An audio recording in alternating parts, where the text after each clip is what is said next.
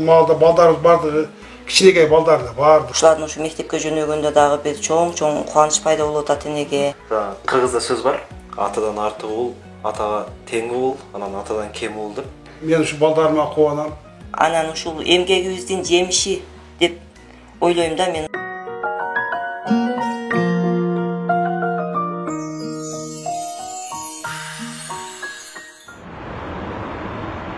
Ар бир адам баласы үчүн бул жашоодо ата энебиз кымбат. Ата эне уул кызы үчүн бул жашоонун ысык сууна чыдап, түгүл алардын жыргалчылыгы үчүн өз өмүрлөрүн тобокелге салууга даяр. Ал эми перзенттери аларды урмат-сыйга бөлөп, кубанта билүү эң чоң белектерден бири болушу керек. Достор, сиздерге мына ушундай мүмкүнчүлүктү түзүп берген эң жакшы адам долбоору старт алды. Бул долбоор аркылуу ата энеңиздердин туулган күнү же жөн гана ыраазычылык сөздөрдү айтып катыша аласыздар. Биздин биринчи программабыздын катышуучусу Сыймык мырза, алардын бир туугандары жана ата энеси болмокчу. Саламатсыздарбы? Биздин программага Сыймык мырза кайрылган. Азыр биз Сыймык мырза менен жолугуп, апасы тууралуу азын аулак суроолорго жооп алып маектешебиз. Саламатсызбы? Кандай сиңизби? Эс болуп жакшыбы? Алгач айтып өтсөңүз, деги сиздин апаңыз кандай? Сыймык мырзанын апасы кандай аял болду экен? Апам эң биринчи эле аял затына таандык бардык касиеттердин ээси. Мээримдүү, сулуу, күчтүү, эрктүү, ошол балдарына камкор апа, жолдошуна мыкты жубай, үйдөгү мыкты кожойке, ааламдагы аялдардын ханшасы биз үчүн. Апаңыздын туулган күнүнө карай жатабыз. Кандай белек тандайбыз? Кандай белектер жактырат? Бардык эле айымдар үчүн гүл болсо керек. Ошон үчүн мен апама гүлдөрдүн эң жакшысын алып барам. Биз алтыным апам деген алайлы, анан мага ушул гүл жагып атат. Ассортимент. Апаңыз бардык гүл жакшы көрөт. Бардык гүлдү жакшы көрөт, ошон үчүн ассортимент. Бардык гүлү бар, букет табайбыз. Бул менен өзгөчө белек болот, алтыным апам деп. Мен оюмча апаңыз кубанат.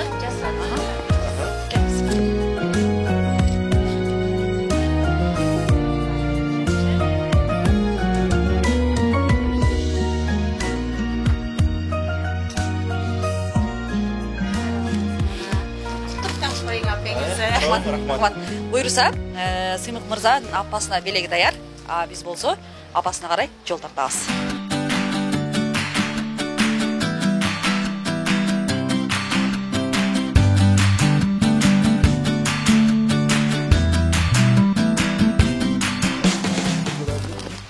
Үйгө да келип калдык. Азыр үйгө киребиз. Апам деле бүгүн туулган күнү сезип атса керек.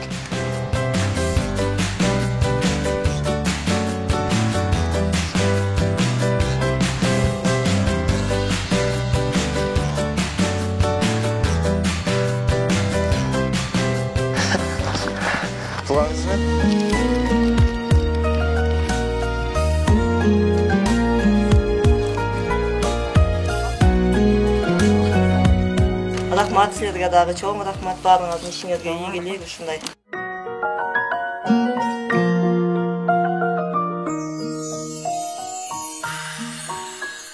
Туулган күнүңүз менен ден соолуктуу болуңуз, узак өмүр сүрүңүз. Ата энеге, деги эле энеге эң жакшы белек кандай болот? Рахмат куттуктаганың үчүн. Ушул ата энеге, ушул энеге, ушул дүйнөдө бул эң мыкты белек, ушул балдарым деп эсептейм. Татыктуу, жакшы тарбия берип, ушуларды өстүрүп, ушуларды өстүрүп, ушу мектепке жөнөтүп, ушулардын ушу мектепке жөнөгөндө дагы бир чоң кубаныч пайда болот ата энеге. Ушул балдардын жакшы тарбия берүүгө, тарбия берип, ушундай татыктуу тарбия берүүгө ушу аракет жаса, ушу балдарым ушу мага эң чоң белек деп ойлойм.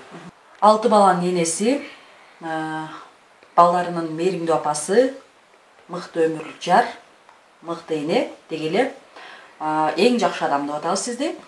Биз билебиз, жашоодо эң жакшы адамдын баарынын арманы бар деп. Сиз эмнеден армангансыз? Мага да ушул балдарым өтө чоң зор бакыт, бирок ушул жашоодогу бир арманым, ушул мен жогорку окуу жайында окубай калганым, ушул мен ушул өзүмө ушу арман деп ойлоймун. Бирок шүгүрчүлүк ушул балдардын баардыгы ушундай жакшы билим алышып, ушу мен окуп алсам дагы ушуларга дагы ушундай жакшы билимдерди алышып, ушу жогорку окуу жайларда окушуп ушундай жакшы билимдерди алышты. Ушул нерсе мага эң чоң бакыт.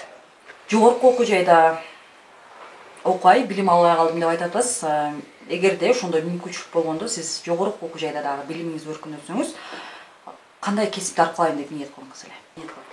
Мен ушул жогорку окуу жайда ушул мектепти бүтүп, ушул окусам, ушул мугалимдик кесипти, ушул дагы кыргыз тил жана адабият мугалими болгум келет эле, ушул кесипти ушу аркалагым келчү эле.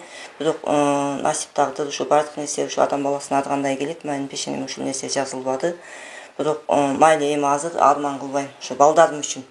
Азыр ушул жубайыңыз тууралуу жакшы маек куруп атабыз. Сизге дагы суроом төмөндөгүчө болсун. Мыкты өмүрлүк жар, балдарынын мыкты мээримдүү энеси деп атабыз. Ушул жашоодо оор кыйыш учурларда, жашоонун кандай баягы кыйынчылык учурларда жубайыңыздын дагы бир ирет чыдамкай, сабырдуу, кыйынчылыктарга туруштук бере турган кандай урунтуу учурлар болду эле? Ошолор боюнча эстеп айтып өтсөңүз.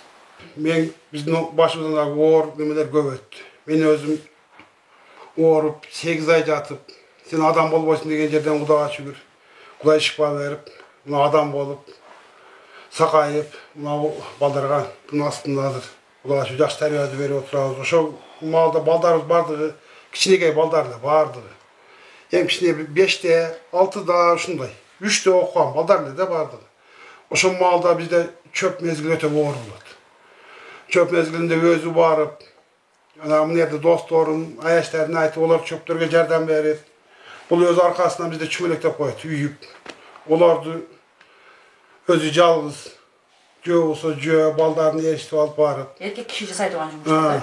көп оор жумуштарды аткарып, ушунча чыдап, Кудайга шүгүр. Негизи балдарыңардын кандай кесипти аркалап, ким болуп чоңоюшун кааладыңар эле? Алар силердин үмүтлөрүңөрдү актап атабы? Ар ким өз кесиптерин окуп бүтүрүп, өз кесиби боюнча иштеп атышат. Ушул мен ушу балдарыма кубанам. Ушу өз койгон максаттарын ошону аткарып, Кудайга шүгүр азыр. Ошого кубанып отурабыз, Кудай калса бизди сыйлап, ушунча айтканыбызды кылат. Анан ушул эмгегибиздин жемиши деп ойлойм да. Мен ушул балдардын ушу эмгегибиздин жемиши, ушул берген тарбиябыз, ушуларды биз чоңойтуп, ушундай кандай үмүттөр менен анан ушу ата-эне ушул балдар үчүн эң чоң тилектерди кыласың, ушундай ой максаттарды коюп, биринчиден, экинчиден ушулар үчүн тилеп, ушу азыр дагы үйдө ушулардын ушундай жакшы немелерин тилеп, Кудайдан тилеп ушинтип отурабыз. Эми суроом балдарыңа болсун. Сыймык сенден баштай берели. Биринчи суроом, ата-энеңерге арзый турган перзент болуп атасыңарбы? Эмне деп ойлойсуң? Оор суроо. Кыргызда сөз бар. Атадан артык уул, атага тең уул, анан атадан кем уул деп. Бул сөз ушу ата-энеге деле колдонсо болот. Биз азырынча ата-энеден кем уул кызбыз. Буйруса ошол ата-энеге тең уул болгонго аракет кылам. Анан азырынча үмүттөрдүн кээ бирлерин актадык. Мектепте жакшы окусун деп ниет кылса, мектепте жакшы окудук. Тарбиялуу болсун деп ойлойм да. Канчалык тарбиялууmun билбейм. Жогорку окуу жайында окудук. Андан кийин жакшы жумуш таап иштесеңер дечи эле, жакшы жумуш таап иштеп атабыз. Азырынча ошол. Айдай, сенден баштасак, силер дагы жооп берип койсоңор. Ата-энем үчүн бул эң негизсиз бар айтып кетти, булардын бактылуу болушу деп, алардын ийгилиги деп. Буюрса ата-энемди кубандыруу үчүн, ата-энемди бактылуу кылуу үчүн аябай көп ийгиликтерге жетишкенге аракет кылам. Ошондой эле ийгиликтерге жетишем, буларды аракет кылам деп алдыма максат койдум, ошондой эле максатыма жетем. Булар мага эмне жакшылыктарды кылса, мен алардан дагы артык жакшылык кылганга аракет кылам. Буюрса силерге айтып кетем, мен силердин эмгегиңерди актайм. Силерге татыктуу кыз болом деп сөз берем. Эми негизинен эле биз ата-эненин сүтүн актоо бул, эненин сүтүн актоо бул өтө эле оор нерсе деп эле ойлойм мен өзүм үчүн. Алардын эмгегин, ушунчалык кылган эмгегин актоо үчүн биз көп аракет кылсак дагы жетпейт, аздык кылат, баары мындай болсо деле аз болот, өтө аз.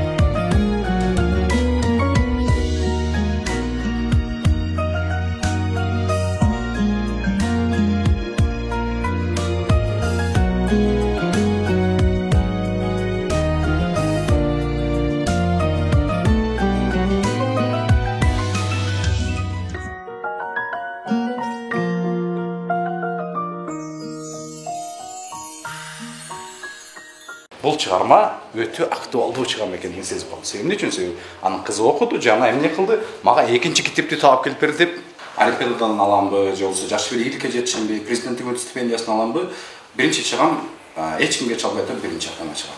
Себеби эмне үчүн? Себеби апам мен үчүн эң кымбат адам. Ошон үчүн апамды кубантуу, ал айттым го. Перзенттин жеткен элиги үчүн канчалык теңге деп коем. Биринчи ата-энемди кубантуу үчүн да менин эң чоң бакыт. Ошон үчүн мен ата-энемдин ак сүтүн толук актай албасам дагы бүгүнкү күндө ошол актарганга аракет кылдым. Эми апамы сүйүнтө турган эмес, эми ошого ылайык перзент болдум азыр. Дагы алда максаттарым бар. Эми апамы Меккеге апарсам деген чоң ой тилектерим бар.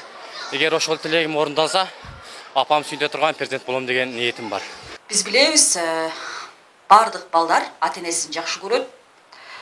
Бардык балдар ата-энесин сыйлайт, бирок көпчүлүгү баягы ичиндеги жакшы көрүү сезимин, ичиндеги жакшы сөздөрүн айта алышпай, сыртка чыга алышпай кыйналат. Азыр биз мына камера алдында, ата-энеңиздердин алдында, эже биздин алдыбызда айтып өтсөңөр болот. Балким бир убакта апаңарды жакшы көрөм деп айта албай калдыңар эле.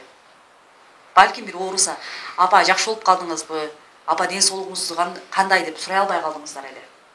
Азыр эми иштеги жүрөктөгү сөздөр чыгарабыз. Мен апам ушу бейишим деп атайм. Телефонда да ар дайым бейишим апам деп жазам. Чалганда бейишим апам деген жазууну көрүп, бейишим экенине дагы бир жолу ынанып, анан телефонду алып сүйлөшөм. Ошо бир эле сөз. Мен апамды жакшы көрөм. Сизге рахмат. Эми кезек кыздарында Айдай жооп берип койсун. Апам аябай бир мен үчүн чоң нерселер жасаганда мен апа сонун болду деп ушундай кубанам. Бирок айтпайм да. Мисалы мен ойлонуп көрсөм ушул күнгө чейин бир да апам мен сизди ушунчалык аябай катуу жакшы көрөм деп айтпапмын.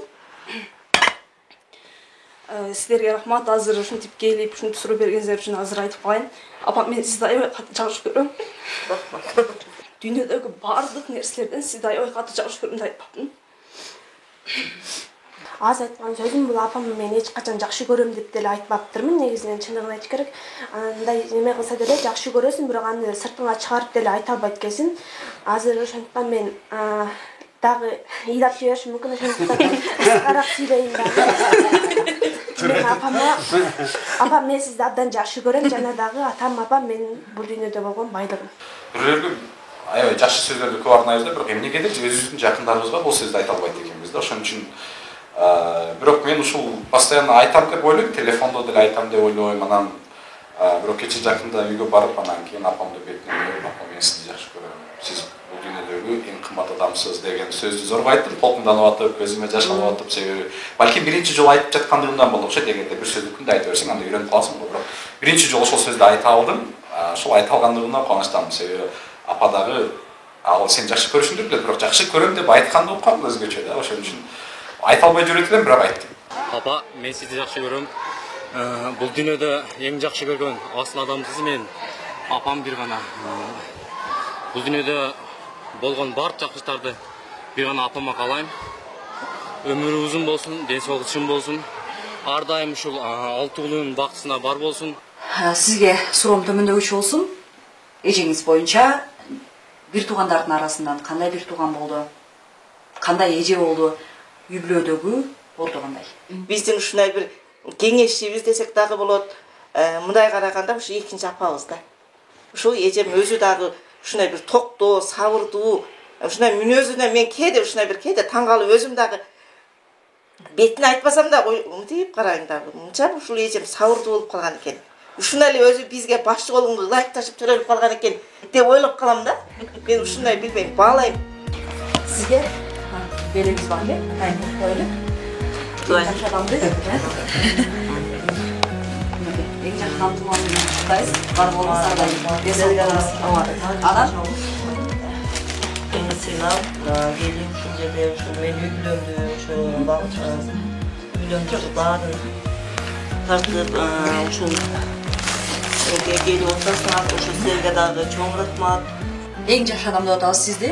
Биз билебиз, эң жакшы адамдардын көпчүлүгүнүн ушул жашоодогу өзүнүн ураны, өзү тайбаган эрежелер болот. Сиз дагы өзүңүздүн жашоодогу ураныңыз менен, эрежелериңиз менен бизге бөлүшүп өтсөңүз, балким башкаларга стимул болот, башкалар дагы ошол нерселерди жашоосунда колдонуп жүрөт. Сабыр түбү сары алтын болбосо дагы алтын дегендей ушундай бардык адамдарга ушу айтар элем, ушундай сабырдуулук кылып, ушундай жакшы ийгиликтерге, ушундай жакшы нерселерге жетишсе деп ойлойм. Ушу мен ушу эмеден пайдаланып айтып кетер элем. Ушул силерге дагы чоң рахмат. Силер дагы ушундай жакшы үй бүлөнүн ээси болгула, жакшы ата-эне болгула. Ушундай дайыма баарыбызга жакшылыктар болсун. Жашоодо жакшы адамдар аябай көп. Алардын эң жакшылары бул биздин ата-энебиз. Ата-энеңизди капа кылбаңыз, кубанта билиңиз. Кийинки программалардан көрүшкөнчө сак саламатта калыңыздар. Ар дайым камкор болуп, меримин төгүп турган апам. Капалуу болсок, бизден өтүп санага баткан апам. Алыста жүрсөм, менен өтүп сагынган апам, ар дайым жүрөгүндө сактаган апам. Алыста болсок, жолубуздан тосуп чыккан апам. Бизди бактылуу болсун деп дуба кылган бул менин апам.